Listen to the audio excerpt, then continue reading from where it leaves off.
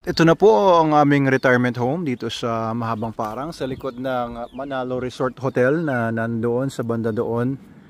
Ayan. So medyo malapit na matapos yung flooring ng ground floor. Pinasyalan lang namin dito ni Miguel, doon siya.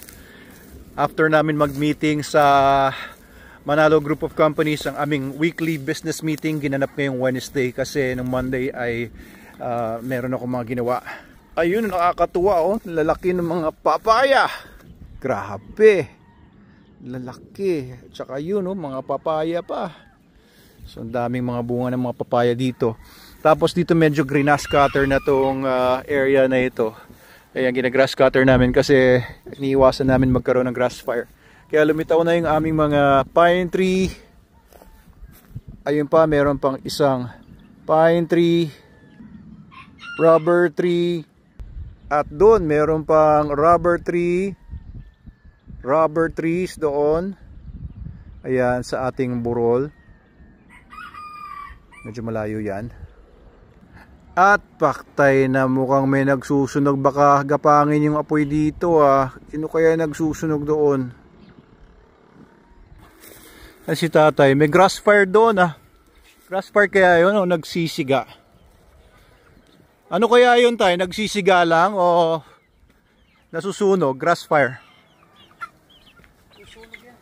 Susunog na? Ano yun? Gagapang po sa atin yan? Nasaan ba? Nasaan nasunog? Ayun po, meron dong usok. Sa kabila. Dito. Kapag dito na, kasi ang gatong hangin eh. Oo, parang nawala ah. Sana naman dito mo lang. Oo, ayun oh, may usok to no. Ay, kay Venus. Oo, sila lang kaya yan. Naglilinis lang siguro. Sa Ayan, buti may hawak si tatay na papaya. Ano pong gagawin niyo sa papaya niya, tay? Napitas ko dun. Ano pitas? Papauwi sa amin? Yo! Pabilangan mga buto. Opo.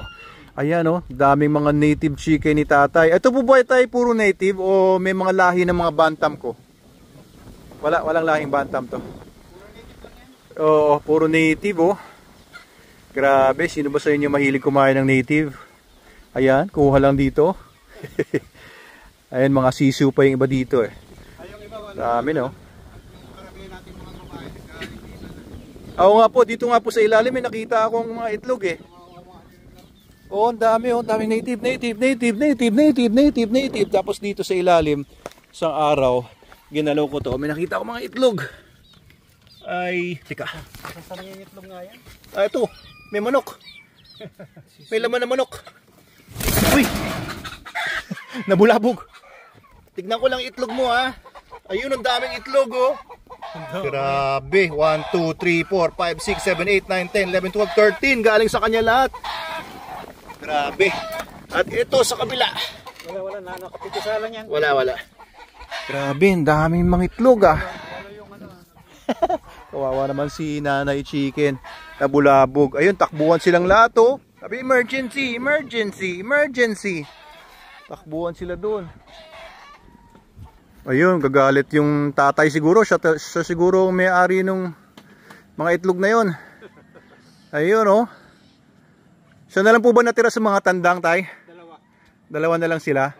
Anong kulay nung isa? Yung mga puti pinatay na eh no? Ito tayo dito guys. Pakita ko sa inyo yung magandang view dito. Ito nga pala mga bagong tanim ko ng mulberry. Ayan, merong avocado, mulberry. At dito, ayan, galing sa bahay, mga tinanim ko dati sa bahay na mga pinapropagate kong mga sugarcane. Ayan, dagdag pa ng mga papaya. At dito sa aking cactus garden, ayun oh, dami mga cactus. Ito ang tandang ni tatay at ito ang aking mga bantam. Hey, oh, bakit mo ako tutukain? Ikaw ah. Oh. Ayan, aking bantam. Oh, ba't ka nanunuka?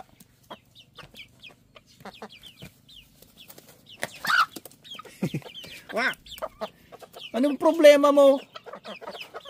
Binibidyo ko lang tong bantam eh. Ayan o, yung aking mga bantam. At isang, uy! Anong problema mo?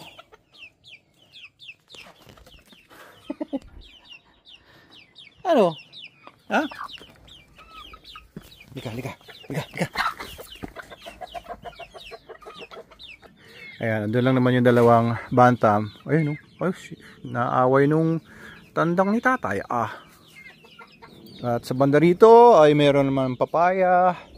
At ito, mga sisiyo na naman. Oh, may mga bagong batch ulit na mga native. Ito guys, oh.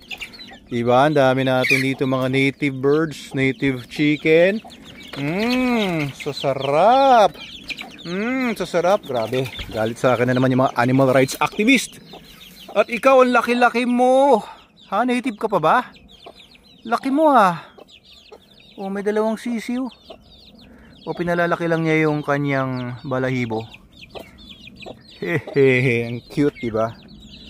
Cute ba yung mga native natin, guys? Palagay ninyo. Oh, ako lang nakukutan. And banda dito ay madawag na, pero may steps yan hanggang dun sa baba.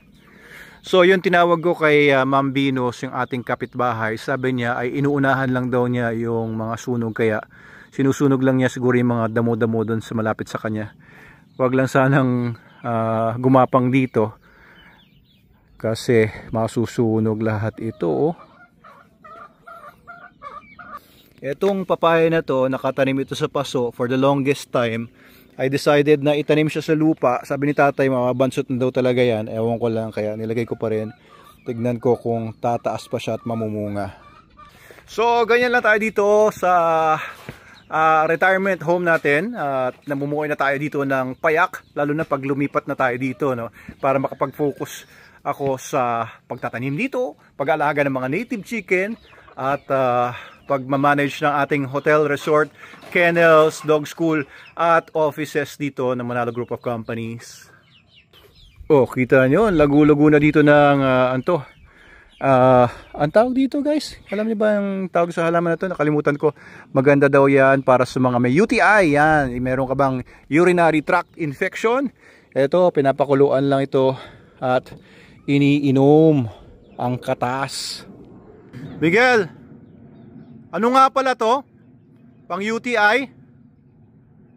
Anong tawag sa halaman na to?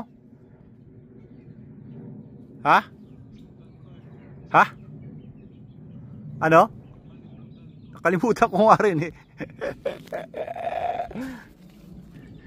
Anyway, ayan. Hopefully by March matapos na isang palapag at magamit ko na ang kwarto dyan para tulugan.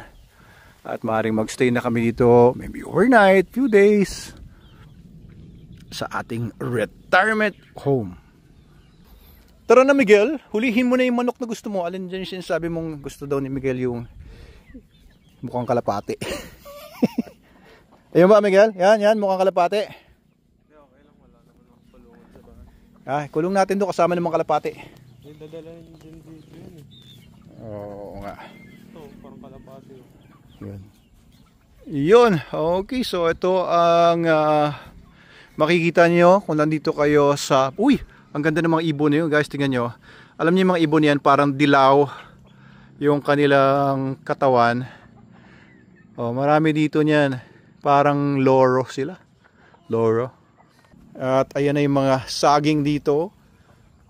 Tagal mahinog, no? Ayan, matagal ko nang hinihintay na mga hinog sila. At hindi pa sila hinog. Tara na Miguel.